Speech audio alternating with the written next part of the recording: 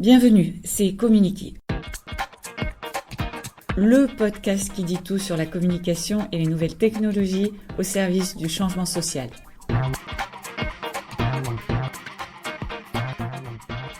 Aujourd'hui, nous recevons Florent Thomas, fondateur de Mind & Go, une société de services informatiques spécialisée dans le logiciel libre, basée dans le sud de la France, avec des clients en Europe, en Afrique et en Asie. Mind & Go, c'est aussi l'incubateur de la Data Cup. Bonjour Florent. Bonjour Myriam. Vous nous rejoignez aujourd'hui pour nous parler de la Data Cup que vous décrivez comme une solution autonome d'accès et de partage de contenu. Ça veut dire quoi ? Eh bien, tout simplement, c'est du Wi-Fi sans Internet et ça vous donne un accès à du contenu, c'est-à-dire des documents qui sont déjà prêts. Et ça permet à des gens qui n'ont pas d'Internet d'accéder malgré tout à des contenus culturels, éducatifs, humanitaires, dans n'importe quelle zone du monde, en toute autonomie électrique et indépendant de la disponibilité d'un réseau 4G ou d'un réseau Internet. La Data Cup, comment ça marche du point de vue du client ? C'est un produit qui porte certaines valeurs, alors le contenu porte certaines valeurs, et puis l'esthétique et l'apparence du produit également, c'est-à-dire que c'est un produit que nous avons totalement conçu sur la base de composants disponibles partout sur la planète, et ça ressemble à un jerrycan, c'est vraiment un bidon d'essence, donc ça fait 35 par 35 cm sur 5 cm d'épaisseur, ce n'est que du bois. À l'intérieur, il y a de l'électronique, mais nous avons choisi du bois parce que c'était un composant facile pour les caisses et facilement réparable n'importe où sur la planète.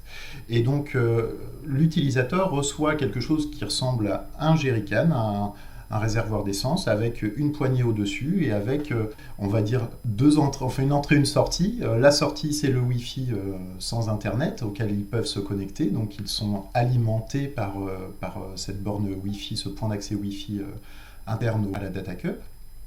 Et à côté de ça, quand on a besoin de remplir ce jerrycan, on l'amène dans un endroit où il y a un Internet plutôt de qualité ou du moins plus ou moins stable, et on branche un câble réseau dans la Data Cup, et c'est comme si on allait à la pompe et on recharge la Data Cup avec des documents qu'on a choisis, qu'on a sélectionnés. Alors quand je dis on, c'est pas les équipes de Data Cup ou de Mind & Go qui choisissent, c'est le client en fonction de ses usages et de ses besoins. Je reviens un peu en arrière, car pour des gens comme moi, le Wi-Fi, Internet, je sais que c'est différent, mais en fait, l'un est devenu synonyme de l'autre. Et ce n'est pas le cas. Vous nous refaites un petit cours pour que l'on soit au clair sur le sens des termes ?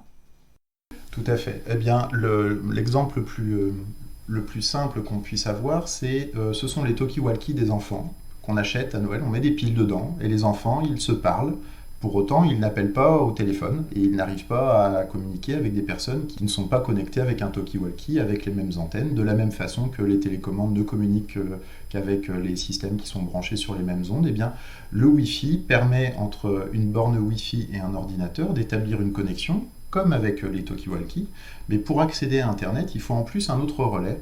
Et ce relais-là, Internet, est indépendant du Wi-Fi. La technologie Wi-Fi, c'est juste un moyen de brancher deux équipements les uns avec les autres et dire, voilà, ces deux équipements se parlent, se connaissent et sont capables d'échanger des informations. Et ensuite, il faut sortir de ce réseau local, qu'on appelle du réseau local, pour accéder à Internet. Donc les deux sont totalement indépendants, mais aujourd'hui, comme vous le dites très bien, c'est que les opérateurs, les fournisseurs d'accès Internet, nous livrent les deux ensemble. Ils nous livrent le Wi-Fi intégré avec le système qui nous permet d'accéder à Internet, et donc on fait souvent l'assimilation entre les deux. Si je comprends bien, le Wi-Fi, c'est comme les ondes radio, et Internet, c'est cette masse de contenu, l'équivalent de programmes radio, par exemple. Absolument. On peut utiliser cette analogie, c'est très bien vu. C'est comme ça qu'il faut l'entendre. Communiquer. Pour revenir maintenant à la Data Cup, le client la reçoit et qu'est-ce qu'il se passe ? Eh bien, elle est déjà configurée et chargée avec un certain nombre de contenus qui sont en fait notre base documentaire. Donc on a une base documentaire actuellement qui avoisine les 2500 ressources, dans lesquelles on retrouve des vidéos, des podcasts audio, des vidéos de TEDx par exemple. On retrouve également des ouvrages sous forme EPUB, sous forme PDF, tout type de documents numériques. On retrouve aussi des logiciels, on retrouve aussi des ouvrages de référence qui sont présents dans ce fonds documentaire de 2500 ressources qu'on a qualifié, ordonné, segmenté, on appelle ça catalogué. Le travail de catalogage, qui est donc la définition et la segmentation du contenu, c'est ce qui donne la valeur à un fonds documentaire. Quand le client reçoit une data cup, il reçoit son jerrycan, dans lequel il y a déjà 2500 ressources numériques. Et on a voulu le produit extrêmement simple. Il y a un bouton, il appuie dessus, ça s'allume, ça fait bip bip, comme sur les ordinateurs un peu anciens, on va dire. Et puis, c'est tout. Ça diffuse du Wi-Fi. Le point d'accès DataCup devient disponible. Et n'importe quel téléphone, n'importe quel ordinateur disposant de Wi-Fi, n'importe quelle tablette peut se connecter à ce réseau qui est un réseau ouvert, qui ne nécessite aucune authentification. Un peu comme quand vous allez dans les fast-foods. Vous avez un réseau Wi-Fi qui est disponible. Avec la DataCup, c'est exactement le même principe. Vous vous connectez à la DataCup avec votre téléphone, votre tablette, votre ordinateur, et là, vous avez automatiquement un portail bibliothécaire dans lequel vous pouvez consulter 2500 ressources. Quel type de contenu trouve-t-on dans cette bibliothèque? Et sur quelle base avez-vous sélectionné les contenus? Alors oui, c'est une bibliothèque qui se co-construit avec nos clients. Au fur et à mesure, ils ont des demandes spécifiques qui peuvent concerner des domaines culturels, la francophonie en général, la littérature, l'éducatif, le ludique ou ce genre de choses. Donc ils nous soumettent des sources documentaires, ils nous soumettent des besoins, et nous, à partir de ça, on va trouver sur Internet des ressources libres de droit et du domaine public. Nous n'avons dans notre DataCup que des ressources documentaires Creative Commons, libres de droit ou domaine public, donc librement accessibles, téléchargeables, partageables, réutilisables. Et ces documents-là, cette base documentaire a été co-construite avec nos partenaires africains, que sont les instituts français, et même en Asie également, Handicap International ou le HCR des Nations Unies avec qui nous travaillons, ou encore même les universités à Niamey, au Niger, qui nous ont soumis des besoins et avec lesquels on a travaillé et on travaille encore pour identifier ces sources de contenu. Donc c'est un travail qui se co-construit et chaque nouveau client bénéficie du travail des prédécesseurs. Et donc aujourd'hui, les 2500 ressources sont en fait le fruit d'une collaboration avec plusieurs clients. Et aujourd'hui, on est bien au-delà de ce qui était les toutes premières versions. C'est beaucoup plus structuré, mieux documenté. Et puis on a aussi de notre côté, on a des procédures qui nous permettent spontanément, sans aucune demande, d'aller collecter de l'information qu'on juge pertinente pour ajouter au catalogue. D'accord, justement, vous avez mentionné Handicap International, le Haut-Commissaire aux réfugiés. Quels sont les besoins de vos clients? Les deux premiers besoins, c'est vraiment mobilité et autonomie. C'est-à-dire que, vous qui connaissez un peu ces régions-là, la stabilité du réseau électrique, c'est quelque chose qui est absolument inconcevable, quasiment dans la plupart des pays africains, et les moyens de secours pour avoir de l'électricité sont pas toujours bien maintenus, ce qui fait qu'on a souvent des coupures électriques très très longues. Alors, ne pas avoir internet pendant des durées très très longues, quelque part, aujourd'hui dans notre société c'est compliqué, mais on peut se poser la question et se dire est-ce que c'est vraiment nécessaire?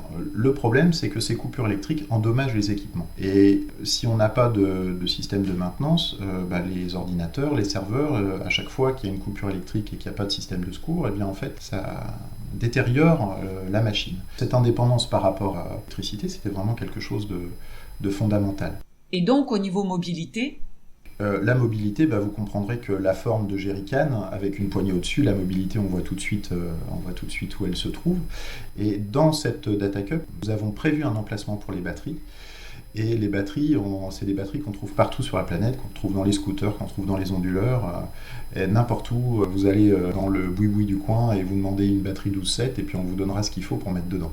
Et avec ça, on tient 6 heures si elle est chargée, et ça fonctionne après comme les téléphones portables, c'est-à-dire que vous avez une prise externe qui peut se brancher sur le réseau, et qui, en se branchant sur le réseau électrique, va charger cette batterie, et la batterie elle-même alimente le système. Donc nos téléphones portables actuels fonctionnent comme ça, sur le même principe. Communiquer. Alors, on comprend les besoins de vos clients au niveau durabilité, flexibilité, électricité. Qu'en est-il au niveau des besoins en contenu? Pour le Haut Comité aux réfugiés, ça a été vraiment un projet passionnant. Le besoin était d'apporter dans les camps de Difa et Tillabéri, au Niger, d'apporter une DataCup qu'on ferait tourner et une dizaine de tablettes pour se connecter à cette DataCup pour apporter des outils de médiation et d'animation culturelle dans les camps. L'un de ces camps, je ne sais plus lequel, c'est 250 000 personnes. Donc 250 000 personnes, c'est juste colossal. Certaines sont nées dans les camps, on vit là depuis plusieurs années, et même certains plusieurs dizaines d'années, et n'ont jamais vu autre chose que les camps. Donc ce sont des vraies villes avec des gens qui vivent dedans, qui n'ont pas le droit de sortir, qui sont parqués, hein, qui sont protégés, enfin qui sont gérés par le HCR. Voilà, tout ça c'est très compliqué. Et avec très très peu de moyens d'évasion intellectuelle et même sportifs. Il y a très peu d'équipements sportifs. C'est une ville, imaginez aujourd'hui une ville de 250 000 habitants, sans école, sans moyen de se dépenser physiquement, ni moyen de se divertir, tout simplement. Eh bien, le HCR a souhaité apporter à cette jeune population, hein, on va dire entre 9 et 18 ans, des moyens modernes pour s'évader. Donc, on a intégré dans les Data Cup des documents qu'ils nous ont demandé d'intégrer sur des documentaires sur certains pays, notamment sur les pays des réfugiés présents dans les camps. Et certains ne connaissaient même pas, n'avaient aucune représentation possible du pays dont ils venaient, puisqu'ils sont nés dans les camps, ou alors ils sont arrivés tellement jeunes, ils ne connaissent pas leur pays. Ils vont découvrir leur pays au travers de reportages qui ont été donnés par le HCR et intégrés dans ces Data Cup. Donc c'est vraiment une visée d'animation culturelle, et puis après il y a tout le reste, il y a les jeux, il y a les ouvrages littéraires, il y a tout un tas de choses, mais c'est vraiment cette vocation-là sur ce projet au HCR. Quel retour avez-vous de vos clients sur la Data Cup, que ce soit sur leurs expériences ou celles de leurs audiences ?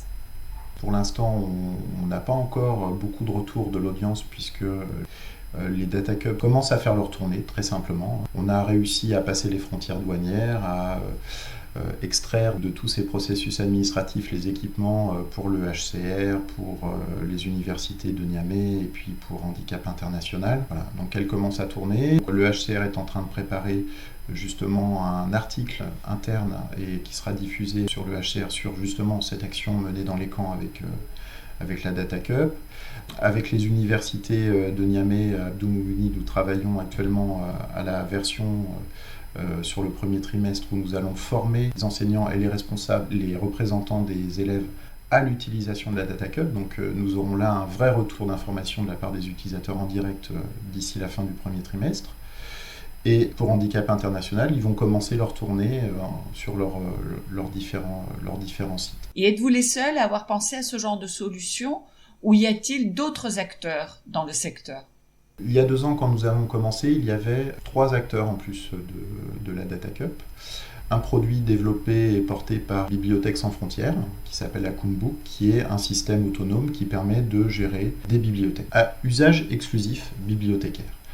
Vous avez un autre produit africain développé par une communauté en Côte d'Ivoire qui développe un environnement numérique de travail destiné aux établissements scolaires.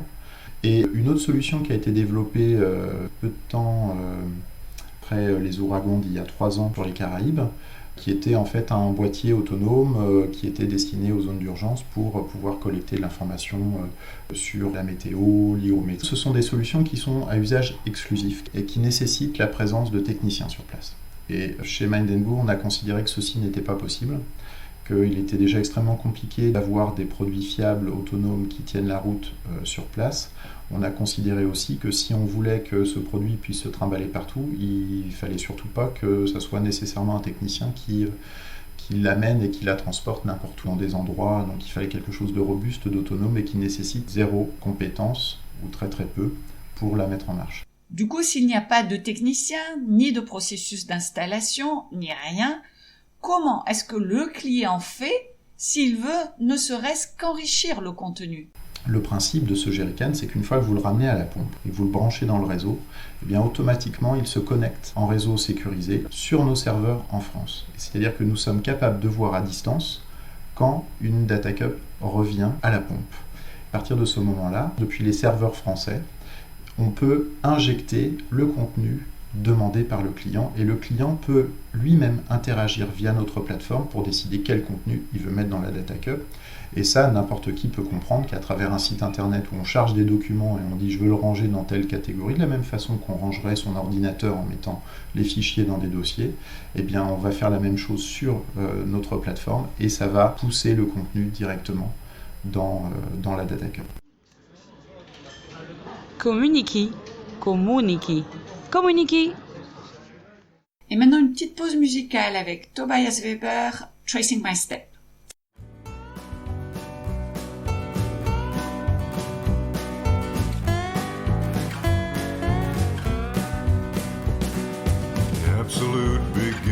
came to Georgetown. They were wearing Harris tweed and pork pie hats.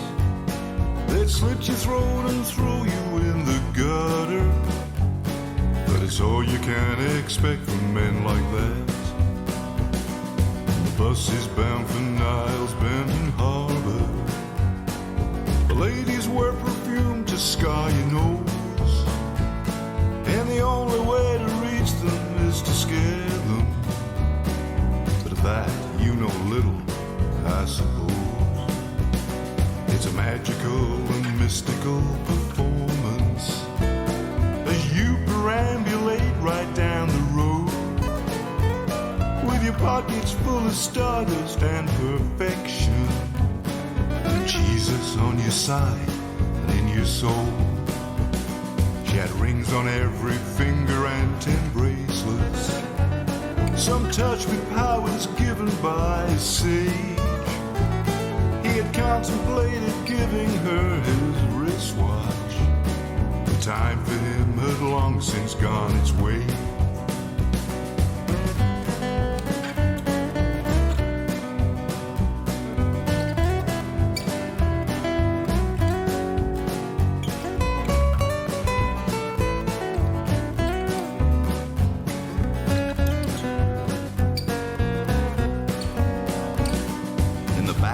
Of the city he would shuffle while spinning on his heels and chewing beef.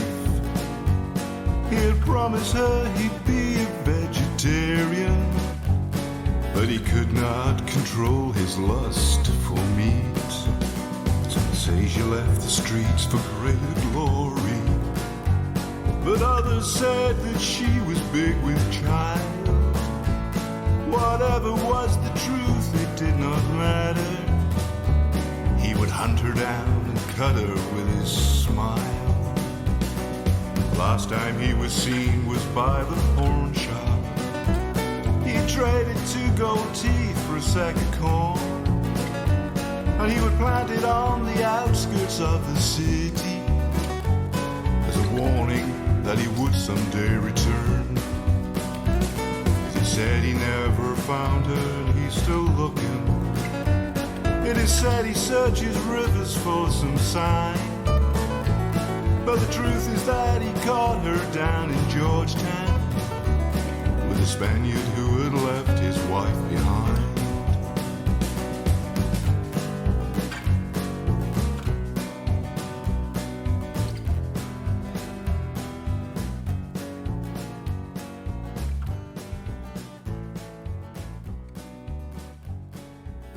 On est de retour avec Florent Thomas de Mind & Go pour discuter de la Data Cup. Au départ, Florent, vous n'êtes pas du tout du monde dit de l'humanitaire. Quelle était votre motivation pour la Data Cup ? J'ai toujours eu la volonté de servir à quelque chose, de servir mes clients, de servir mes partenaires. Et donc, j'espère que notre travail chez Mind & Go est perçu de cette façon-là en France, mais il se trouve que quand on a commencé à développer notre activité en Afrique, on a eu un accueil qui était vraiment très enthousiaste sur la qualité de nos prestations et sur ce qu'on leur apportait. Donc on a commencé sur la partie gestion documentaire et bibliothécaire avec les instituts français et les alliances françaises, et diffuser, du moins faciliter la diffusion du contenu.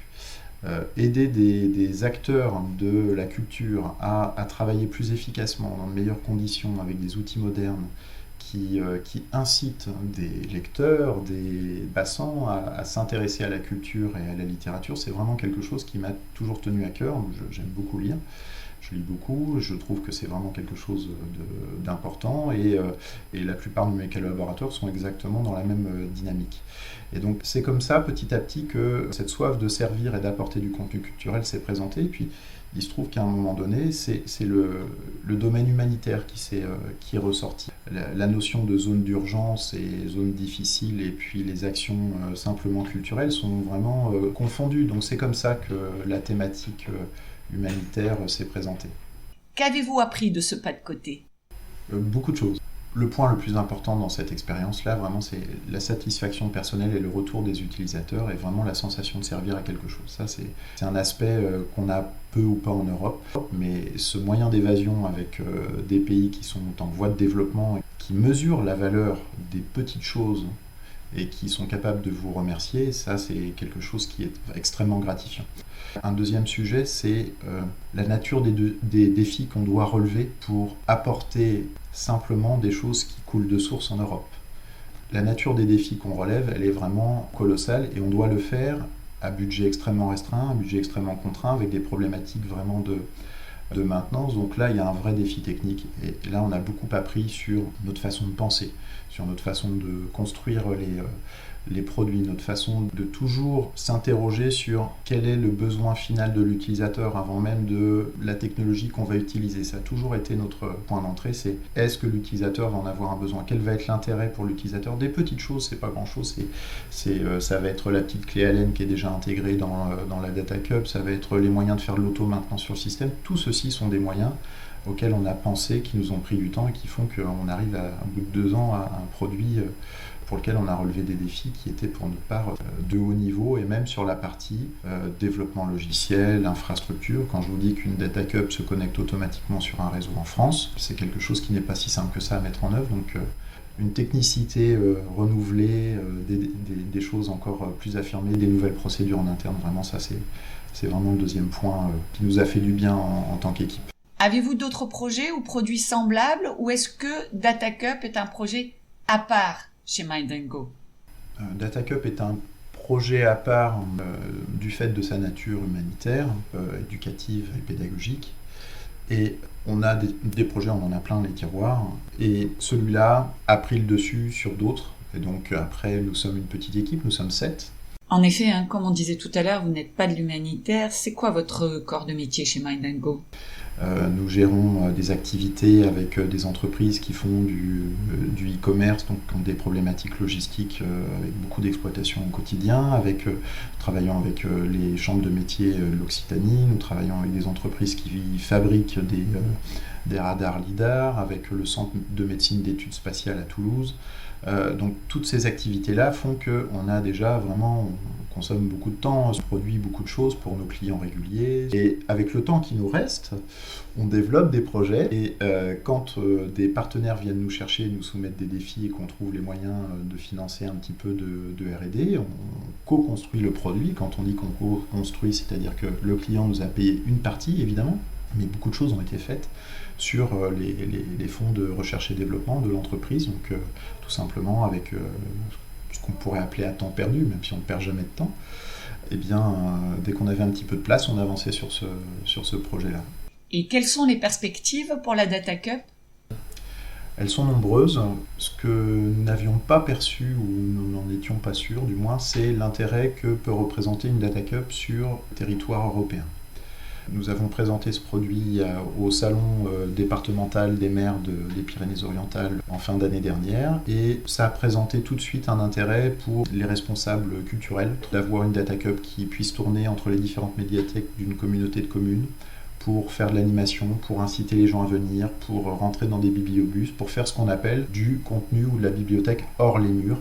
Ça se développe sur d'autres pays. On a Haïti qui nous a sollicité au travers d'une association, Haïti Future, qui a manifesté un intérêt sur la Data Cup. Pour plus d'infos sur la Data Cup, on peut aller sur datacup.io. C'est quoi .io, Florent? .io, c'est une extension qui initialement c'était input-output, donc c'était vraiment tout ce qui est, on va dire, traitement de données, tout ce qui est échange de données. Après, il y a eu des évolutions, des recodifications qui signifient d'autres choses aujourd'hui, mais nous, c'était vraiment ça qui nous intéressait. Eh bien, merci Florent d'être venu nous parler de la Data Cup, et puis vous viendrez nous revoir pour nous donner quelques retours sur les premières expériences. Ah, complètement. À très bientôt Florent. À bientôt. Alors nous, on se retrouve pour une autre session de Communiki très prochainement, et on discutera de diversité dans les médias et des médias des diversités avec Reynald Blion. D'ici là, portez-vous bien. Communiki.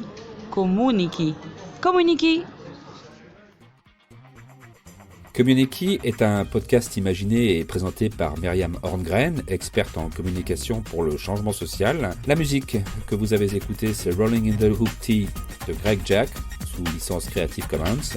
Merci de votre écoute. Pour toutes vos suggestions et questions, vous pouvez écrire à l'adresse suivante admin@community.com. À bientôt.